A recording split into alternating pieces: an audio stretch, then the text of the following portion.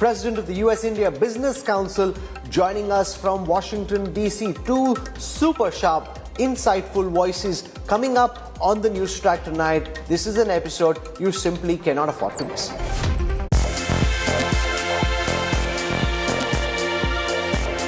Trump back in the White House. What does win mean for the world? What impact will Trumponomics have on India? Trump 2.0. What to expect? Big focus on Newstrack. America and the world await the second Trump presidency. Even as celebrations continued throughout the night in the United States in the Republican camp, this morning Kamala Harris, the Democrat candidate for president, conceded that she'd lost to Donald Trump. But she promised to continue fighting the good fight, saying that she would accept the verdict but keep fighting to preserve the rule of law. America gets ready for Trump 2.0 after the Republican leader won a second term in a historic election. It was a long night of celebrations for Donald Trump's supporters, as the Republican candidate picked electoral votes from across the country and swept the 7 battleground states. It's a political victory that our country has never seen before, nothing like this. I want to thank the American people for the extraordinary honor of being elected your 47th president and your 45th president. His granddaughter, Kai Trump, posted a celebratory family photo on social media and captioned it, "The Whole Squad," which featured world's richest man, Elon Musk, in the frame. Musk's close ties to the president-elect were visible throughout the campaign, with Musk being a fixture at Trump's election night party at his Mar-a-Lago club in Florida. Many magazines and newspapers welcomed Trump with flashy headlines like "You are rehired," while others highlighted Trump's clean sweep.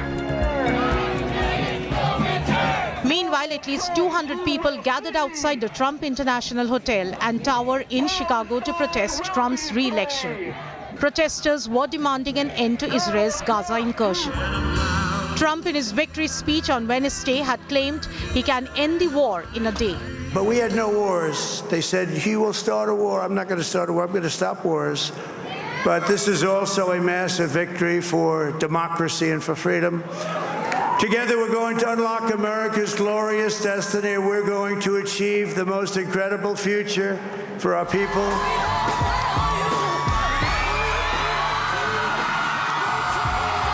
Trump's rival in the election, Kamala Harris, in an emotional speech, acknowledged her defeat and urged supporters to keep fighting. Now, I know folks are feeling and experiencing a range of emotions right now. I get it. But we must accept the results of this election. Earlier today, I spoke with President-elect Trump and congratulated him on his victory. I also told him that we will help him and his team with their transition, and that we will engage in a peaceful transfer of power. President Joe Biden congratulated Trump and welcomed him to the White House. The Democrats have assured a peaceful transition of power, unlike 2020, when Trump had refused to accept the election verdict in Biden's favor. Bureau Report, India Today. Donald Trump, coming back as the 47th President of the United States, introduces a new level of uncertainty in an already fractured world order. It's time to now peek into the future and try and get a sense of what a second Trump presidency could mean for India and the rest of the world. And for this, I'm joined from New York, live and exclusive, by Ian Bremmer, one of the world's top risk gurus, whose job it is to try and probabilistically understand what is most likely to happen next and why. And at a time of so much uncertainty, Ian Bremmer is amongst the best people to be speaking to. Mr. Bremmer, welcome back, and thank you for joining us on the Newstrack at a time when there's so much change in your country. You said when we spoke last before the elections that intellectually you thought that Donald Trump was going to come back to power, even though you wouldn't personally want him to. Explain to everyone watching at this moment, for the United States internally, what do you expect the second Trump presidency to do, which would be different from what the world and America has seen during the first Trump presidency? Well, the first point is that this was a dramatic win. It was the popular vote, not just the electoral vote.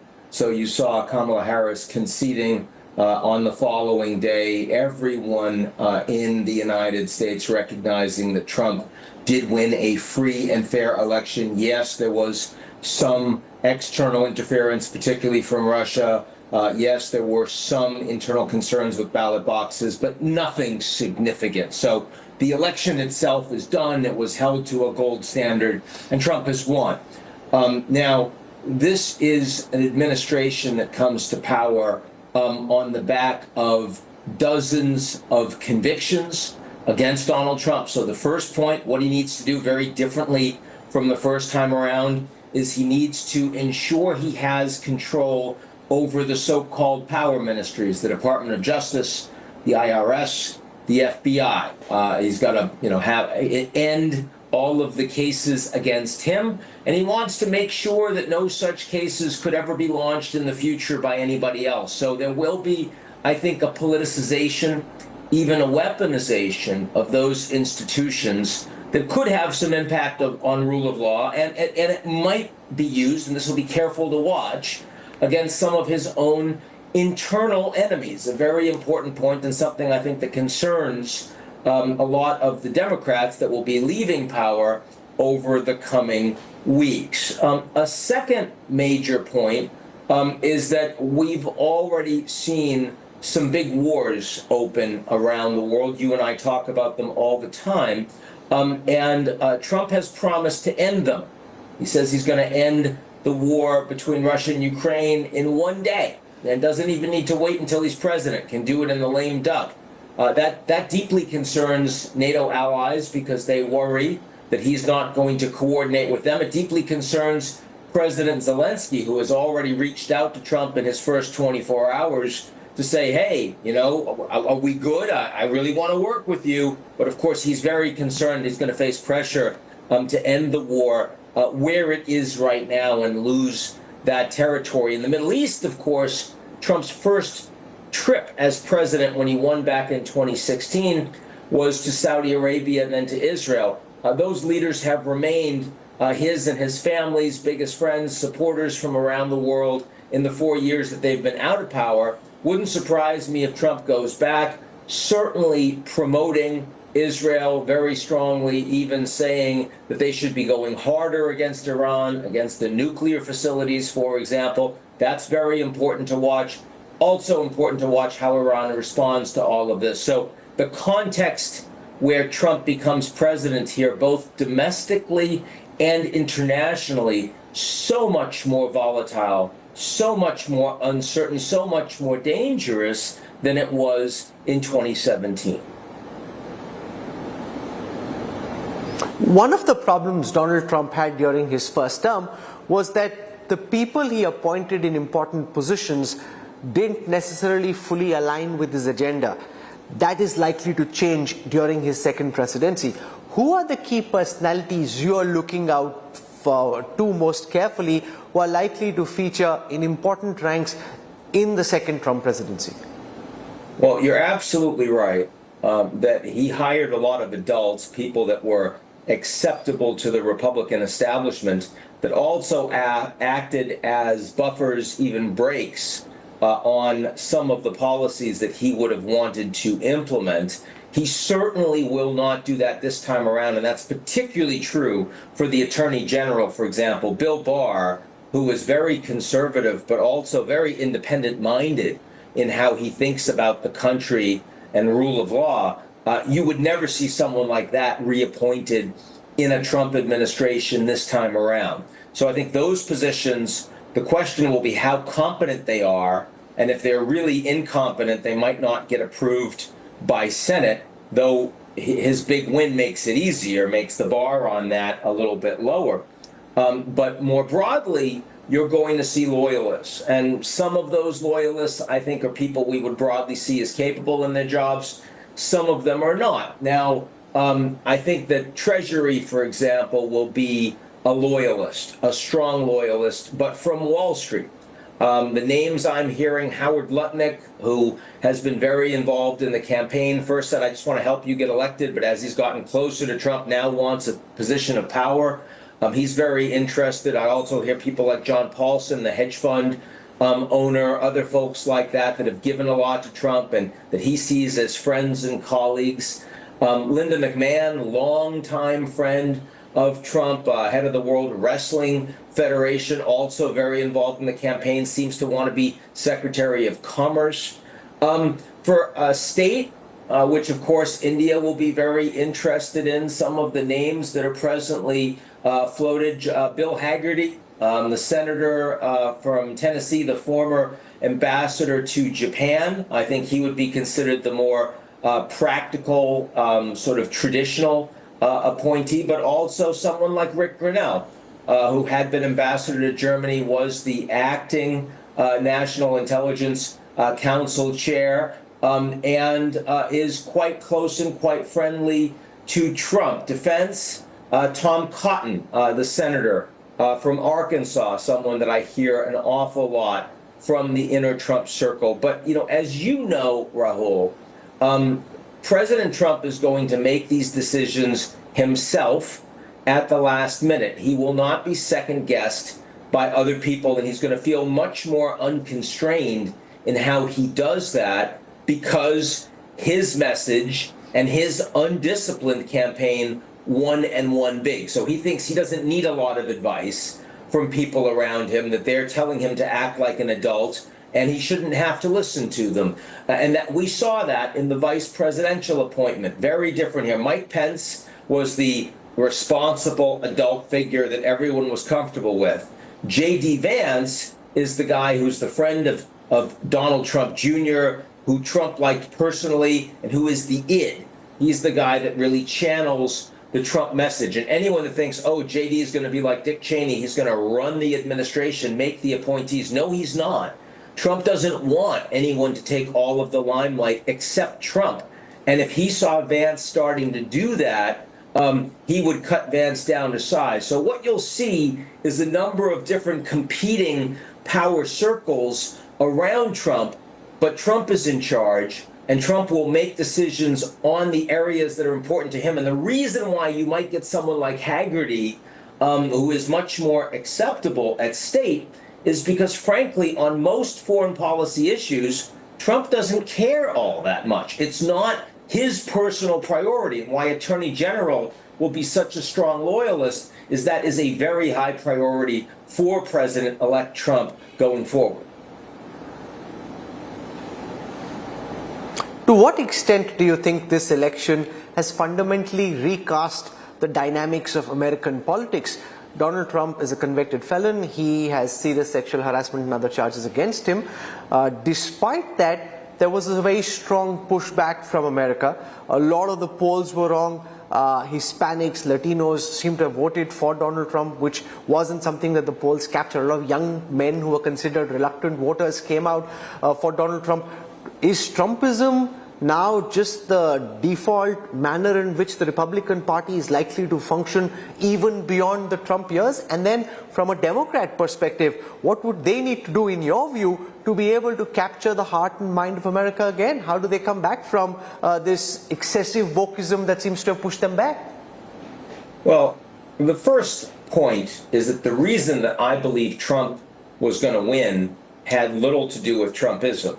It had to do with the fact that in every major election around the world this year, incumbents had a hard time. Inflation was high, coming down, but still high levels. Illegal immigration high, coming down, still high levels. Every developed economy in the world that had an election this year, the incumbents got hammered. That is unusual, but it is the wave that we're presently in. So it would have been very surprising to me if the incumbent, either Biden or Harris, had been able to win. That's the point. But now that Trump has won, and that this is a decisive victory, and certainly he and his supporters believe that this is a repudiation of democratic, elite liberal identity policies, redistribution, even, sort of broader globalism, if you will, though I don't think the Democrats reflected much of that, they're going to move in a very different direction. So for the Republicans, this means industrial policy. That this means less globalization, less free trade, ending the wars, bringing the troops home, bringing the jobs home, bringing the capital home. Not a message that American allies are going to like, and especially those allies that believe that their alliance is based on shared values. The idea that there's a collective security provided among like-minded states, the idea that rule of law and the promotion of democracy is something that these countries all believe in. Trump decisively does not accept that. So you're going to have allies that have to recognize that the United States doesn't actually stand for the values that they thought America did. And that's going to make the relationship more transactional, more vulnerable to a sudden shift, and it'll create more hedging behavior. Now, Democrats have to understand that a lot of what I would call nanny state behavior, that, we're moving towards progress, and if you're not with us, you're not welcome. And, you see that with all of the DEI, diversity, inclusion initiatives. You see it with policies about wokeism and affirmative action.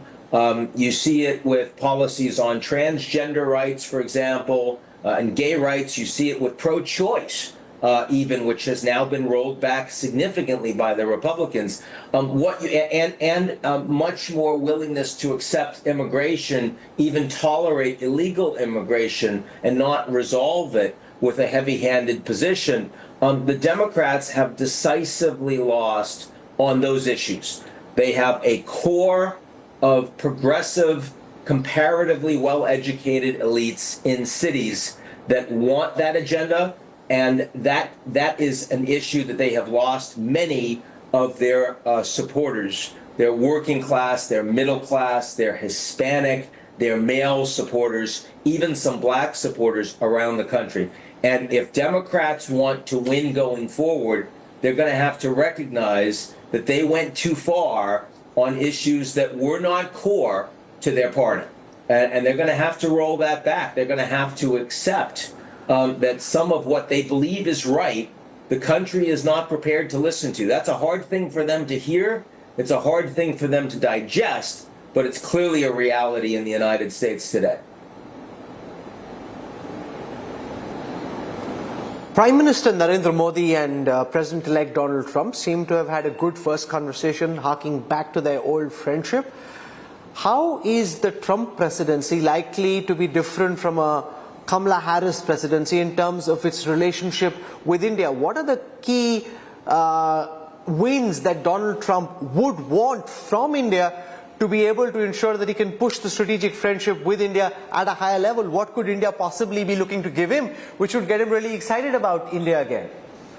Well, you and I have spoken about this over the past couple of years. I've been consistent in saying that India is one of the very few countries in the world that didn't really need to worry about the U.S. election, that whether Harris won or Trump won, that Modi and his government would be in a very strong position with the United States.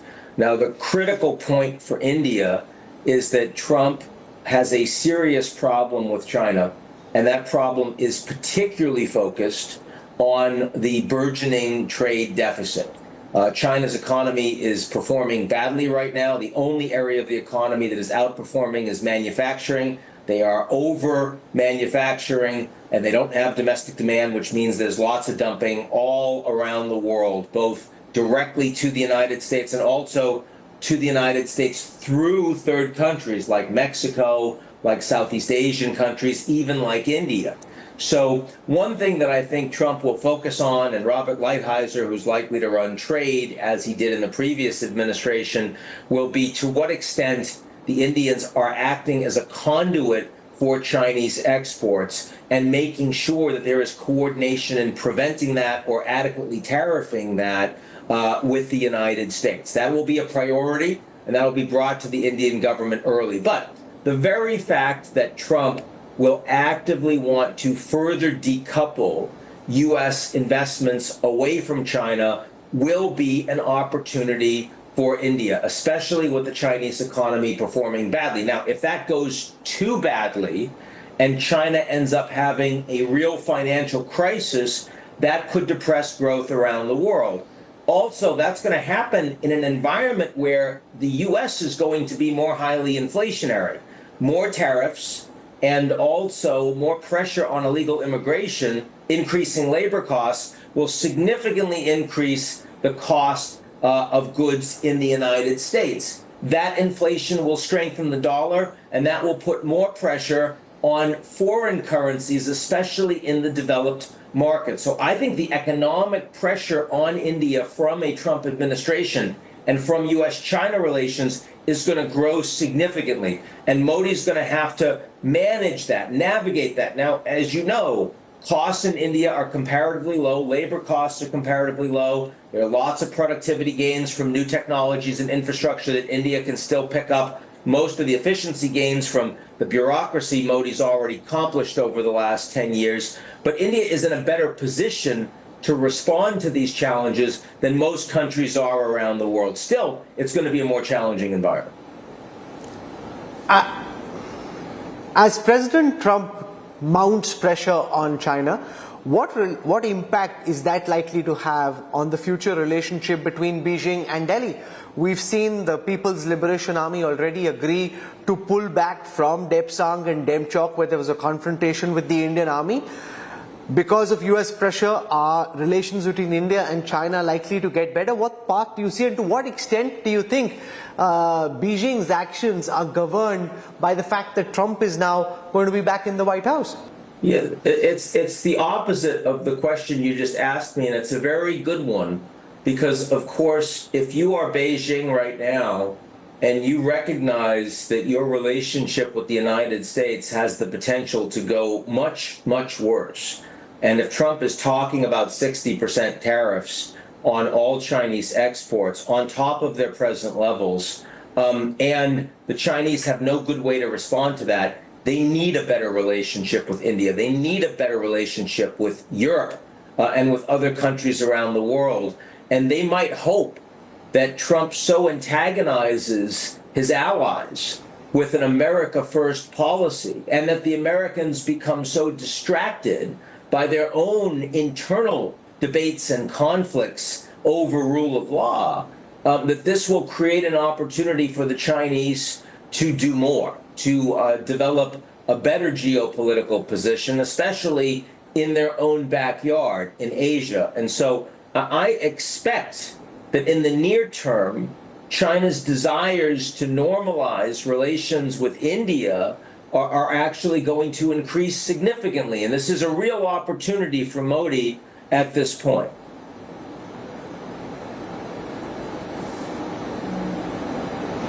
There's been so much talk about Elon Musk, who Trump called the new rising star. What role do you think the billionaire will play officially and unofficially in the way Donald Trump governs? And what do you make of the fact that somebody so rich and so influential will have such direct access to the world's most powerful man? Well, first of all, Trump doesn't really have a technology policy. 4 years ago, that was not a priority at all, not domestically, not globally. Elon Musk obviously does. AI in particular is a very big advantage for the United States on the global stage.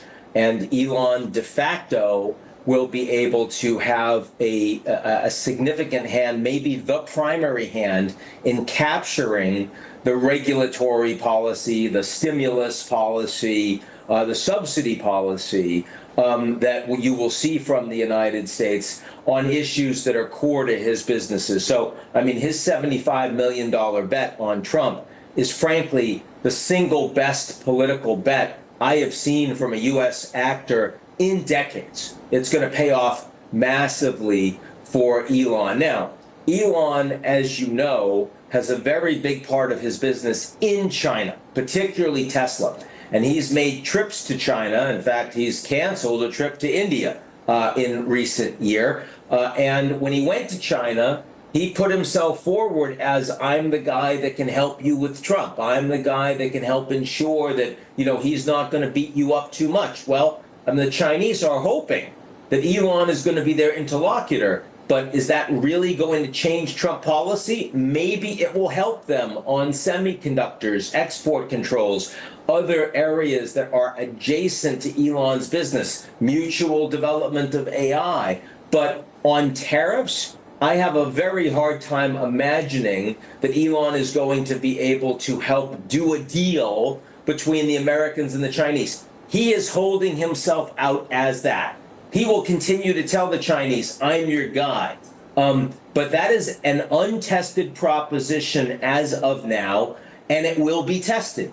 And there is big upside for Elon if he gets it right. But if he gets it wrong, the punishment that he will face from the Chinese government will be immediate and severe. And I think that this is going to be one of the most interesting things to watch. And plus now he's got cars like Huawei and from BYD, which are selling at much lower prices than Tesla. So the novelty that Tesla had in China is now frankly over, and they've got cheaper, better cars. Now, President Trump called Zelensky the world's greatest salesperson. He doesn't want to give free weapons anymore to Ukraine. You spoke of Zelensky trying to build some kind of a rapport with Trump, but how do you see Trump's belligerent position on this war impact the immediate course of the Russia-Ukraine conflict? Is this war now likely to end, and in what way and fashion? Trump wants it to end, and he's going to put a lot of pressure on Zelensky. And this is an enormously challenging position. The Ukrainians are losing land. The war is not going well for them, and they clearly now know that they cannot count on the Americans, their most important deliverer of arms and military materiel over the last 3 years.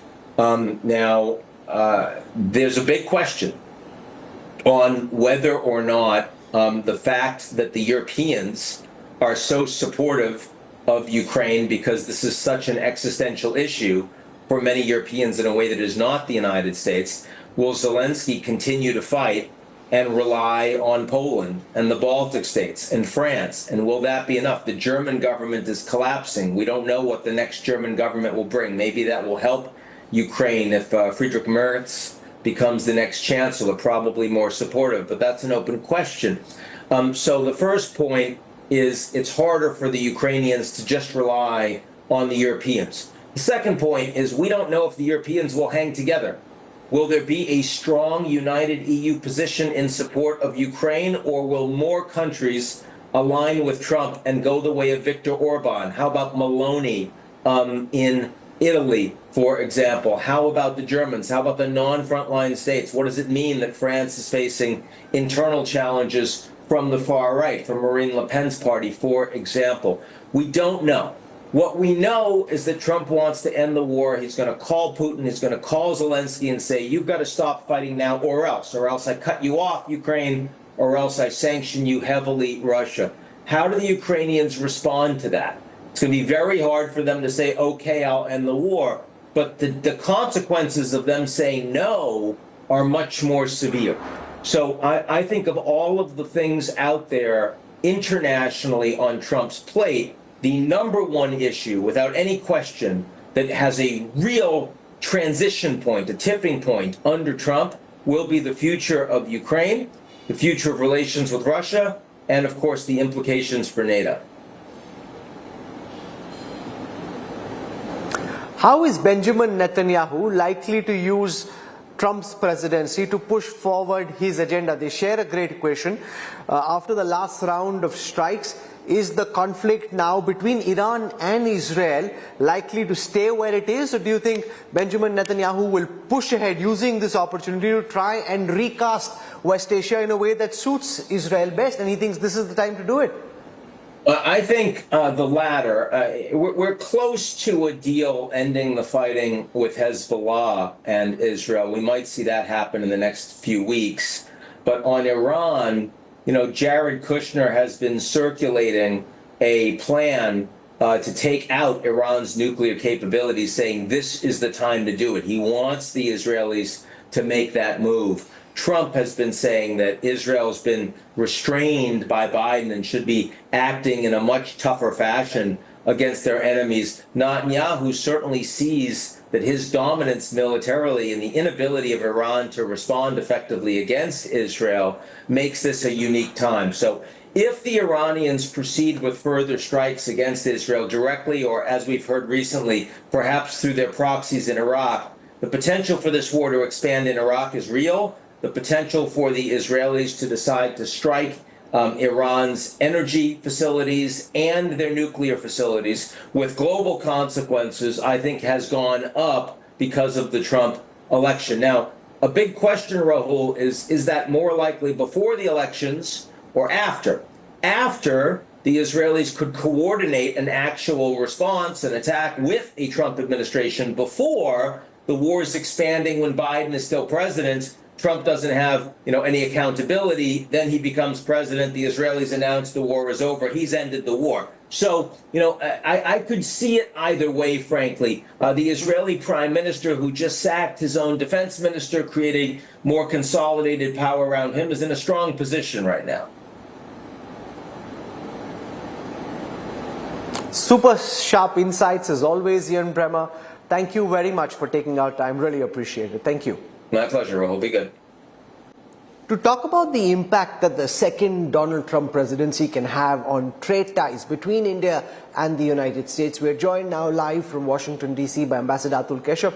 Atul Keshav is the president of the US-India Business Council. He's been in important roles in government, both in the United States as well as serving in India. Thank you very much, Ambassador Keshav, for joining us. President Trump has spoken multiple times during this campaign about wanting to increase trade tariffs with India. Can you begin by giving our viewers a sense of how soon do you think these are likely to be brought into place, and what impact do you think increasing tariffs within America could have on the trade relations between Delhi and DC? Well, Rahul, first of all, thank you for having me. Let me say that in the conversations I've had with friends from the Trump administration and in what I have read about statements by Mr. Lighthizer and President Trump and others, I think that they are going to start taking actions from day one. I don't think they intend to wait very long in all of this. These are very set policies in that administration to come. And so it will have an impact on U.S.-India trade ties. There is a perception, whether you agree or not, that there is an imbalance, a structural imbalance in America's trade ties with many countries around the world. We have been running a chronic trade deficit for decades. And so President Trump and his advisors have been very clear about the need to address that. And they have concerns about imbalanced trade, and they want to get at the structural causes of it. And they view tariffs as the instrument to do so. So it will have an impact, and it will likely have a fairly dramatic and immediate impact.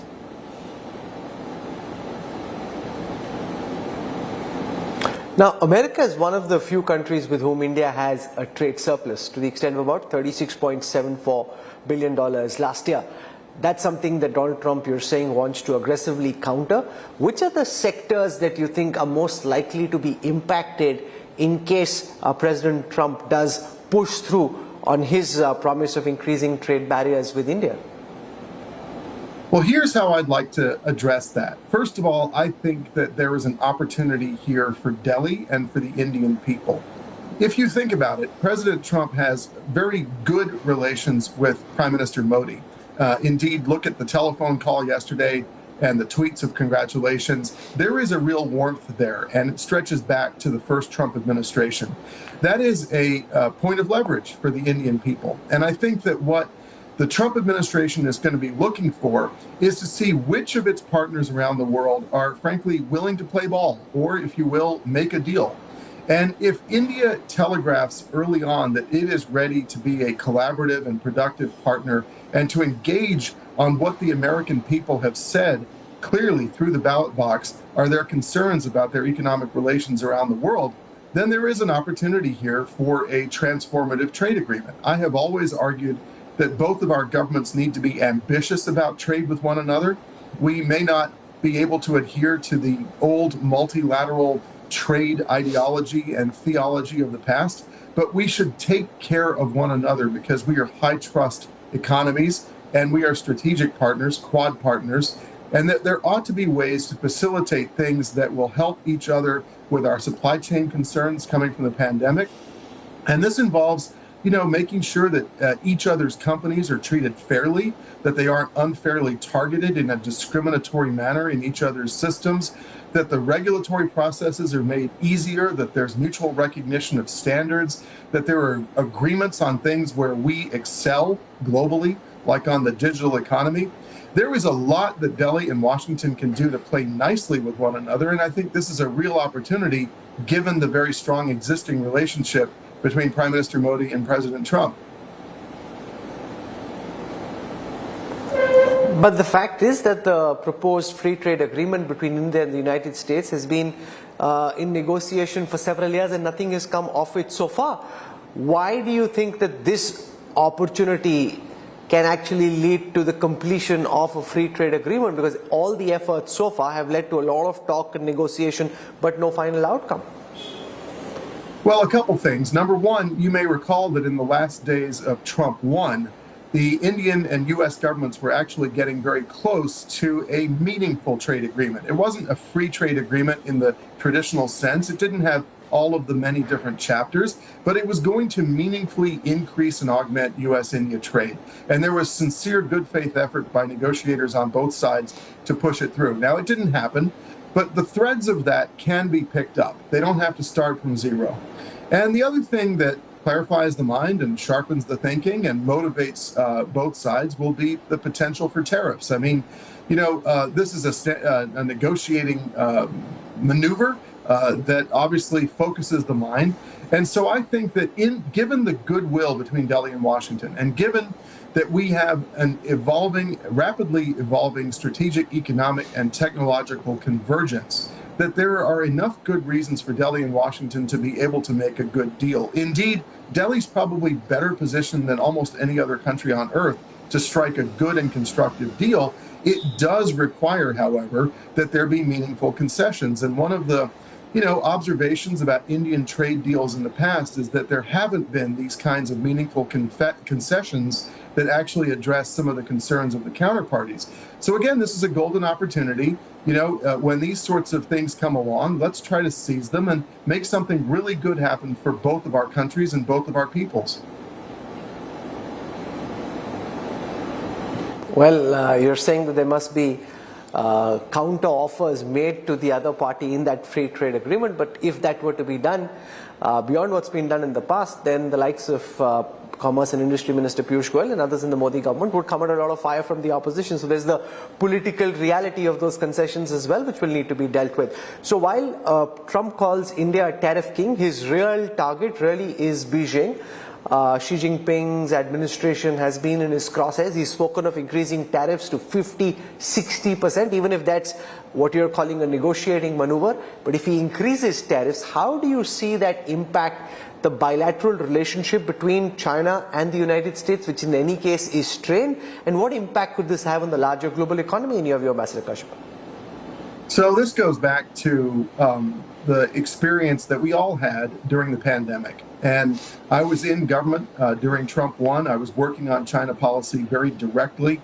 And look, we all got burned by the supply chain exposures. I worked, and my whole team in the East Asia Bureau at the State Department worked intensely to try to get personal protective equipment, masks and gowns and gloves, back to the United States on an urgent basis when there was the COVID spike in New York City in March and April of 2020.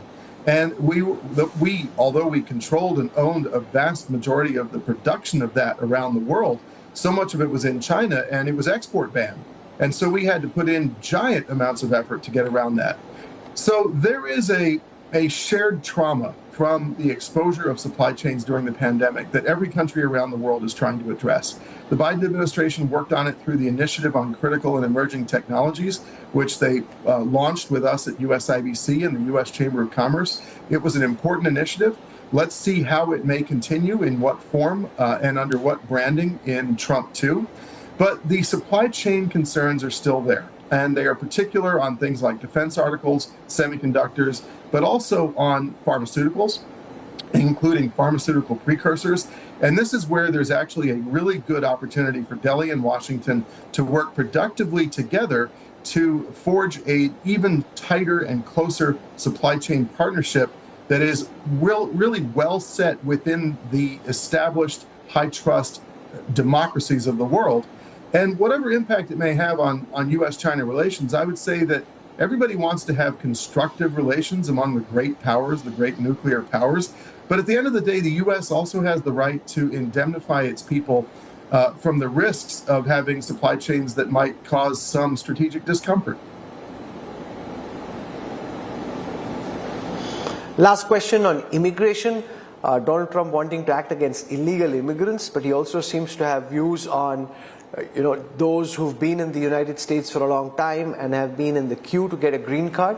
He's also speaking of automatic green cards to foreign students, which seems to be promising. But how do you see, specifically in the Indian context, for those who are watching, how do you see the issue of immigration play out in the context of India and the United States? Well, first of all, the United States is a nation of immigrants, and our great strength is our immigration and innovation engine. And I think it is broadly held across both parties and across the political spectrum that immigration is good for the United States. I think it is also equally broadly held that immigration ought to be legal and lawful and structured and planned, and that it ought to bring into the United States, to inject more energy and vitality into our economy, those skilled people who really seek to contribute to the well-being of America. President Trump has been a businessman for decades. He knows what it takes to ensure a skilled and high-talent workforce across a diverse group of companies. And indeed, immigrants are contributing to the lifeblood of the United States in so many different ways. I don't even need to bore your audience with the examples. They know of them. They're all household names. So the challenge in America is that we need to forge a political convergence, an agreement that would continue the high-skilled innovation entrepreneurship engine of immigration while addressing out-of-control, runaway, illegal immigration into the United States. And I think that President Trump has been very clear about that on the campaign trail, certainly over the past 4 years. And, this is where you get down to politics, right? Ours is a very diverse, rambunctious democracy. And if you want to forge a consensus on something politically difficult, you've got to work to build a coalition in order to get meaningful legislation passed. And I wish the president-elect the greatest of success in ensuring that this engine of American genius continues unabated. And we have certainly benefited from the almost 5 million Indian Americans whom we have in this country, who are all wonderful citizens, and indeed a model community to show us the value of that immigration engine. Ambassador Atul Kashyap, for joining us from Washington, D.C. with your thoughts. Thank you very much. Wish you all the best. Hope to see you soon.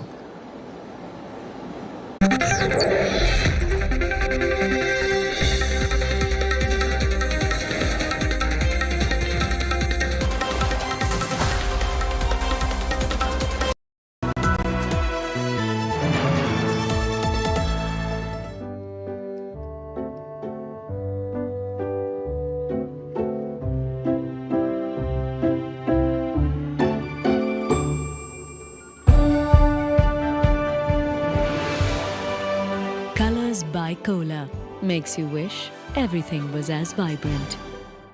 आ तो गए, जाओगे कैसे? Hello, मैं आ रहा हूँ। भगा कर ले जाऊंगा। सिक्योरिटी! भाग गए, पकड़ो उनको! हेलो! बोला था ना, भगा कर ले जाऊंगा। एक हिंट तो देते? हिंट? बड़े आराम से। एक दोस्त है जिससे बात किए बिना हम रह नहीं सकते। बातें घंटों की हों या कुछ सेकंड्स की। ये दोस्त हमेशा हमारी बात सुनता है, क्योंकि हमारा सबसे अच्छा दोस्त भगवान ही तो है। मंगलदीप, दिल से करो बात भगवान के साथ।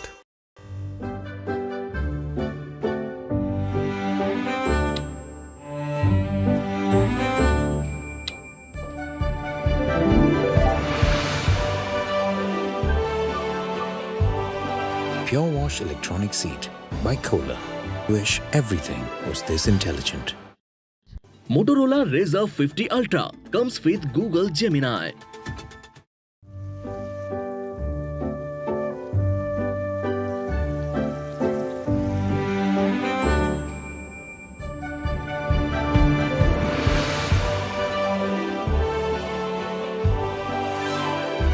Sveda by Kohler. Wish everything cared for your skin. नया फोन? बिल्कुल मेरे जैसा। तेरा ही फोन है। टीम बस में भूल आया था तू। क्रिकेट के बाद का प्लान ऐसे मत भूल जाना भाई। क्रिकेट के बाद का प्लान मतलब पाजी? मतलब रिटायरमेंट का प्लान। इस जनरेशन ने तो उस बारे में सोचा भी नहीं होगा। नहीं भाई पहले मैच से ही सोचा है, इसलिए तो वो कर रखा है। वो मतलब क्या? वही जो सब लोग सही है करते रहते हैं। म्यूचुअल फंड्स में SIP। म्यूचुअल फंड्स में SIP। अगर ऐसे भूल भी जाओ ना तो भी रिटायरमेंट का प्लान बैकग्राउंड में चलते रहना चाहिए ताकि आगे की लाइफ सेट रहे। सही है। म्यूचुअल फंड निवेश बाजार जोखिमों के अधीन है। योजना से जुड़े सभी दस्तावेजों को ध्यान से पढ़ें।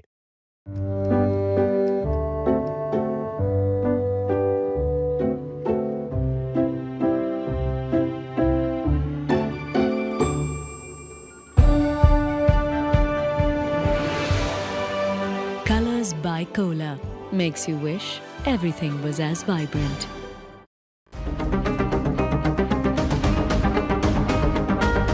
ज़माने से हटकर बेबाक है मेरा signature finest cardamom seeds, a premium product from Dilbar Group.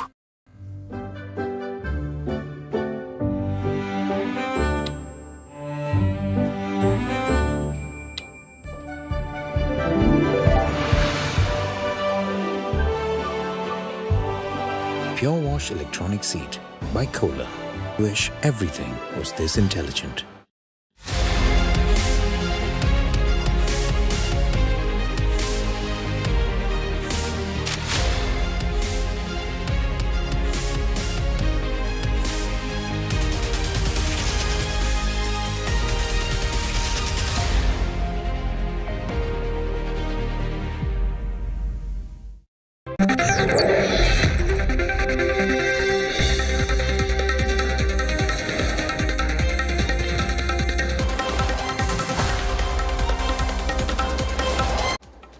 You're watching the Newstrack. The Republican camp is naturally elated with the results in the American presidential race. But the one man who made a big investment, and that investment has paid off handsomely, is Elon Musk, the billionaire owner of Tesla, Starlink, and also X now. He was on the stage celebrating with the Trump clan. He had his son up with him, did an interview with Tucker Carlson where his son, X, stole the limelight.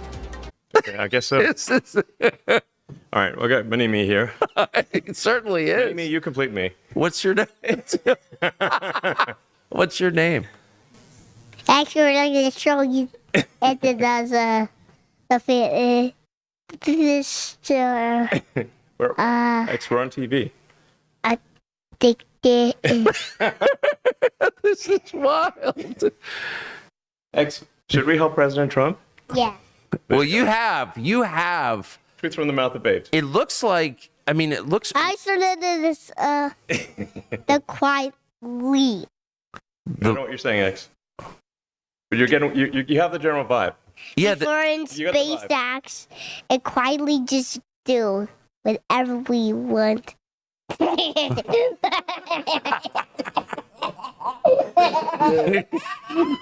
I like your laugh. That's a laugh of an honest man.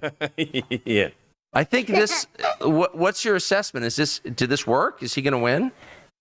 Yeah, it is. Not for now. No. I